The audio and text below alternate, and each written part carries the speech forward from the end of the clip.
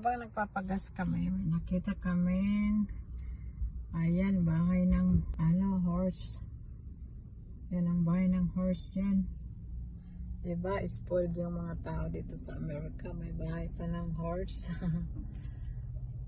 May bahay ng horse. Ang horse may bahay habang naglalakad ba.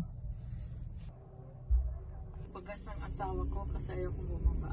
And rep tayo sa malamig na panahon. Ayan, magpagas muna tayo. Dito tayo magpagas. Ayan, magpagas muna tayo. Oh, mga kabayo nasa loob ng car na yan. Galing, no? Pati kabayo may sasakyan. Amerika. Ala, ano yan ang laki? Anong meron dyan? Tara, tingnan natin. Oh, punong-puno ng mga kabayo. Oh, diba? Yan, ang spoiled, no? May car din ang mga kabayo, lagyanan.